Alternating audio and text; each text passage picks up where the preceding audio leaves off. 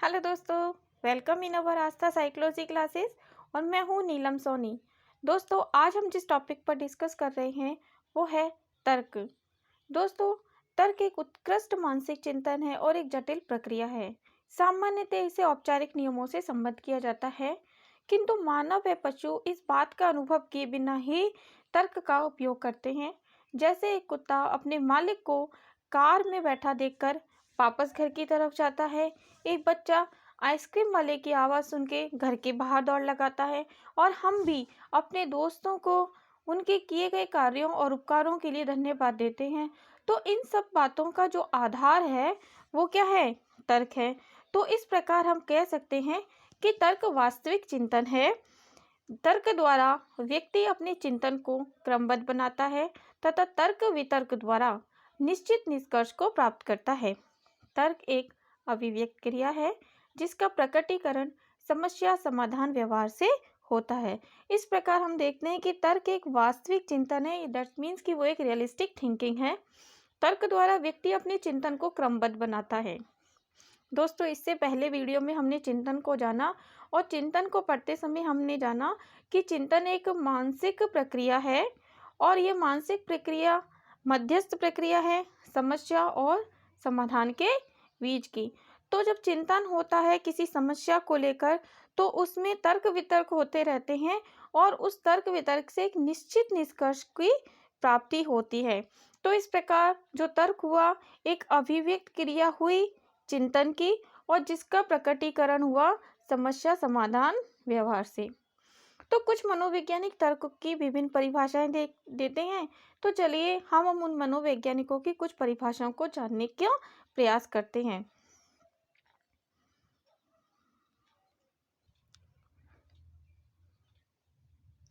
तर्क की जो पहली परिभाषा दी है वो विडवर्थ महोदय के द्वारा दी गई है कि तर्क में तथ्यों व सिद्धांतों जो इस स्मृति या वर्तमान निरीक्षण द्वारा प्राप्त होते हैं को परस्पर मिलाया जाता है, फिर उस मिश्रण का परीक्षण कर निष्कर्ष निकाला जाता है। दूसरी परिभाषा दी गई है गैरेट के द्वारा कि मन में किसी उद्देश्य एवं लक्ष्य को रखकर क्रमानुसार चिंतन करना तर्क है। तो दोस्तों, यहाँ पर जो उद्देश्य और लक्ष्य की बात की जा रही है, ये उद्देश्य और लक्ष्य है समस्या और उसका समाधान। समस्या और समाधान को लेकर के जो चिंतन किया जा रहा है वही तर्क है। रेबर ने परिभाषा में अपने सभी तत्वों को समाहित किया है। वो कहते हैं कि तर्क एक प्रकार का चिंतन है और जिसकी प्रक्रिया तार्किक होती है। दोस्तों, तार्किक से तात्पर्य है कि उसके गुण और अवगुण दोनों को ध्यान में रखते हुए अध्ययन करते हुए ही तर्क किया जाता है। विशिष्ट क्रम में तर्क समस्या समाधान है और अच्छी तरह से निर्मित प्रकल्पनाओं को क्रमबद्ध रूप से जांच की जाती है तथा समाधान तार्किक ढंग से निगमित किया जाता है। दोस्तों, यहाँ पे प्रकल्पनाओं से मतलब है हाइपोथेसिस, यानी कि समस्या समाधान के लिए किए गए काल्पनिक जो उपाय हैं उन्हें हम प्रकल्पना कहते हैं। माना हमारे पास समस्या है, एक बालक जो नियमित रूप से विद्यालय नहीं आता है, तो हम उसके लिए कुछ प्रकल्पनाएं निर्माण करते हैं। पहली प्रकल्पना होती है कि शायद बालक को घरेलू परेशानी है, इस वजह से वह नियमित रूप से विद्यालय नहीं आता है।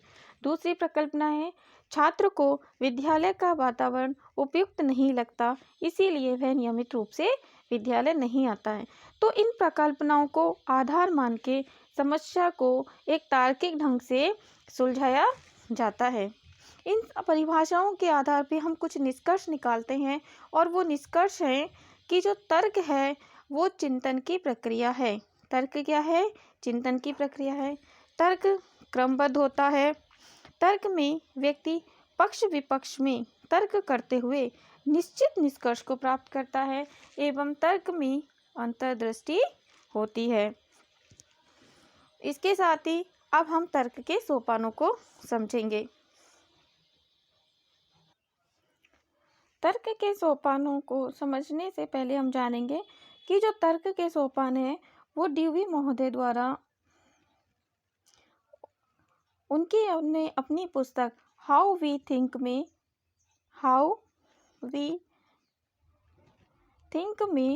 5 स्टेप्स के द्वारा वो स्टेप्स बताए हैं।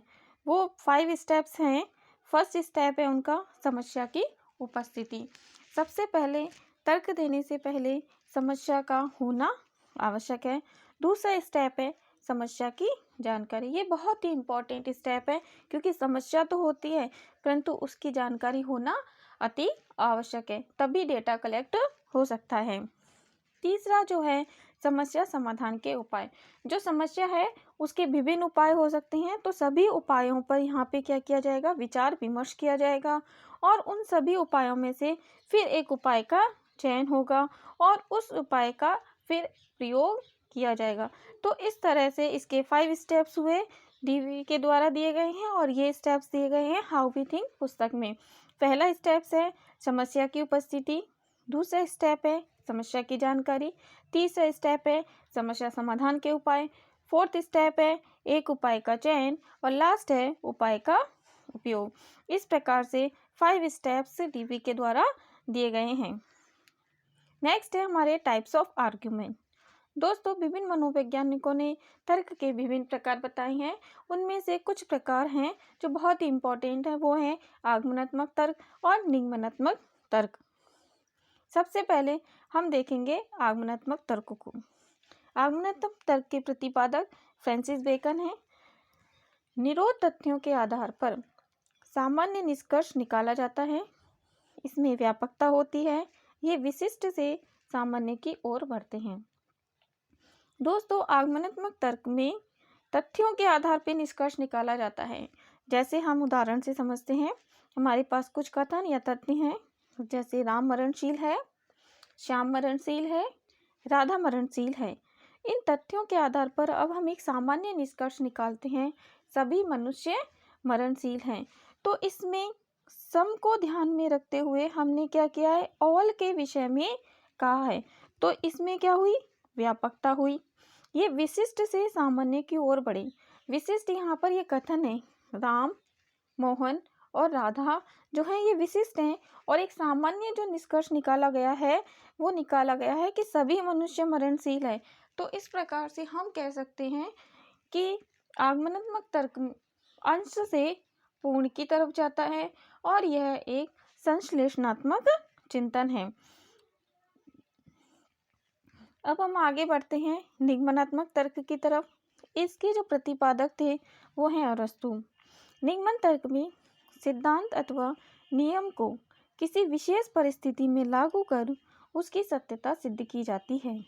यह अज्ञात से ज्ञात की तरफ बढ़ता है। इसमें सिद्धांत और नियम को, जैसे एग्जाम्पल हम देखें, जहाँ आग है वहाँ धुआं है, ये एक सिद्धांत है और इस सिद्धांत को विशेष परिस्थिति में लागू कर उसकी सत्यता सिद्ध की जाती है।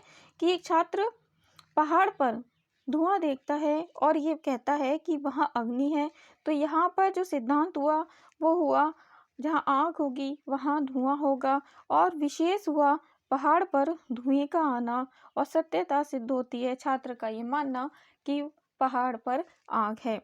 तो इस प्रकार से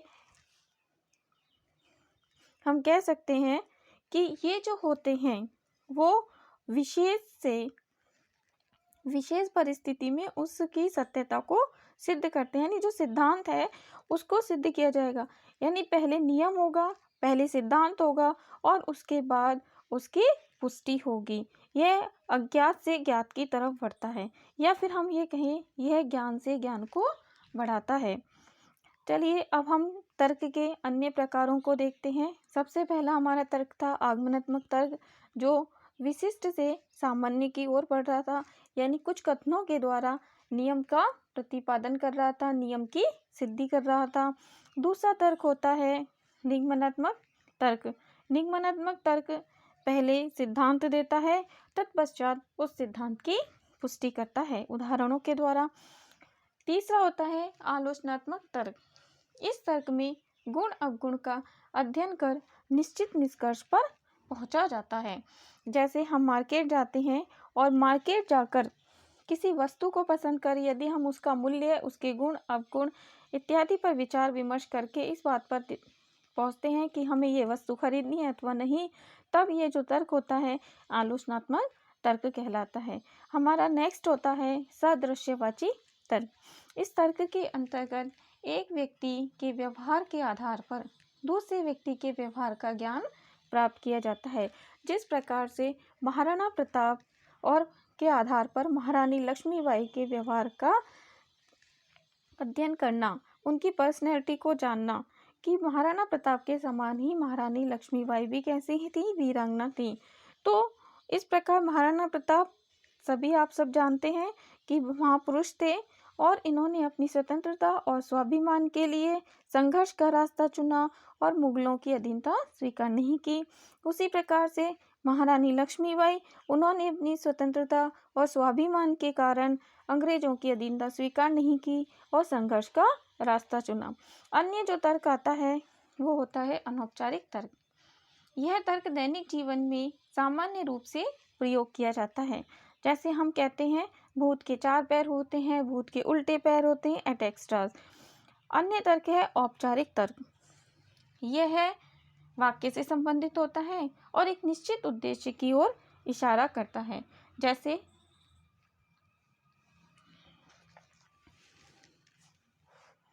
स्वास्थ्य के लिए योग्य उपयोगी है। तो यहाँ पर जो निश्चित उद्देश्य है वो है योग करना सभी के लिए उपयोगी है। क्यों? क्योंकि योग से शारीरिक शक्ति, मानसिक शक्ति और आध्यात्मिक शक्ति का विकास होता है। दोस्तों, अब हम करते हैं तर्क और शिक्षण विधि कि किस प्रकार से हम अपने छात्रों में तर्क का विकास कर सकते हैं।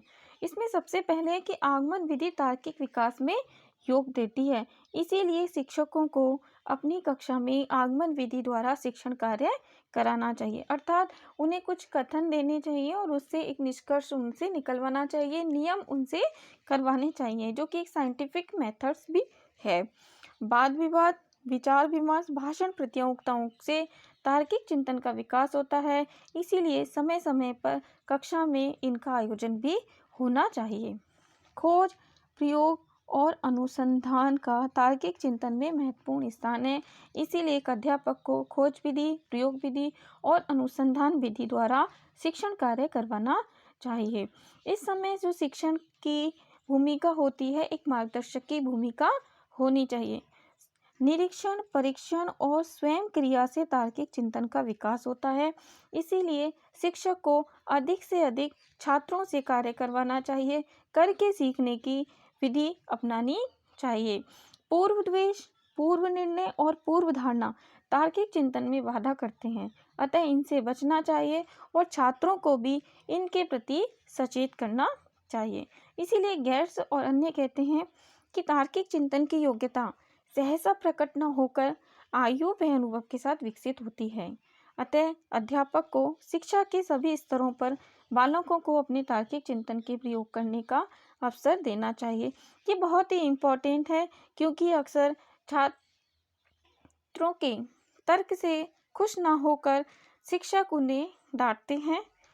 इसीलिए उन्हें इस चीज़ का पर ध्यान देना चाहिए कि जो तार्किक क्षमता होती है वो आयु और अनुभव के साथ विकसित होती है। इसीलिए अध्यापकों को थोड़ा पेशेंस रखना चाहिए और सभी स्तरों पर बालकों को चिंतन का अवसर देना चाहिए। वैलेंटाइन के अनुसार शिक्षकों को बालकों के समक्ष केवल उन्हीं विचारों को प्रस्तुत करना चाहिए जिनके सत्य का वह स्वयं निरीक्षण कर चुका है। साथ ही बालकों को उसके विचारों से प्रभावित न होकर स्वयं अपने विचारों का निर्माण करने का प्रशिक्षण देना चाहिए। अक्सर छात्र जो होते हैं अपने शिक्षक को रोल मॉडल मानते हैं, उनसे अभिप्रेरित होते हैं और उनके विचारों को सहसा ही स्वीकार कर लेते हैं, परंतु ऐसा नहीं होना चाहिए। शिक्षक को छात्रों से अपने स्वयं के विचारों का निर्माण करने का कहना चाहिए। ये बहुत अच्छी बात है कि छात्र शिक्षक से अभिप्रेरित हो, परंतु उनकी नकल ना करें, उनके स्वयं के विचार विकसित होने चाहिए। दोस्तों, अब तक हमने तर्क की भाषा, उसका अर्थ, परिभाषा, उसके प्रकार और उसके सोपानों को जाना। हमने तर्क और शिक्षण विधि को भी जाना। अब हमने इसमें से कितना ज्ञान प्राप्त किया है, चलो इन्हें कुछ प्रश्नों के माध्यम से जानते हैं। हमारा पहला प्रश्न है, तर्क में सम्मिलित नहीं है चिंतन, अंतर्दृष्टि, रुचि, पुरस्कार। दोस्तों, तर्क में चिंतन सम्मिलित है। तर्क चिंतन का ही एक उत्कृष्ट रूप है। तर्क में अंतर्दृष्टि निहित होती है। तर्क रुचि के साथ प्रारंभ होता है। तर्क में पुरस्कार सम्मिलित नहीं होता। तर्क देते समय इस बात का ध्यान नहीं रखा जाता है कि ये पुरस्कार मिलेगा या दंड मिलेगा। तो हमारा जो राइट आंसर होगा वो होगा द। हमारा नेक्स्ट क्वेश्चन है, जहाँ आग होती है वहाँ धुआं होता है, किस आधार पर छात्र ने जाना कि पहाड़ पर धुआं है? अर्थात आग है। आगमनात्मक तर्क, निगमनात्मक तर्क, आलोचनात्मक तर्क, सादृश्य तर्क। तो दोस्तों, आगमनात्मक तर्क जो होता है वो विशिष्ट से सामान्य की तरफ जड़ता है। अर्थात वहाँ कथन होते हैं और कथनों के आधार पर ही हम क्या करते हैं, निष्कर्ष निकालते हैं। आलोचनात्मक तर्क जो होता है उसमें क्या होता है, गुण और अवगुण का ध्यान रखते हुए हम निश्चित निष्कर्ष पे पहुंचते हैं, इसीलिए ये भी नहीं है।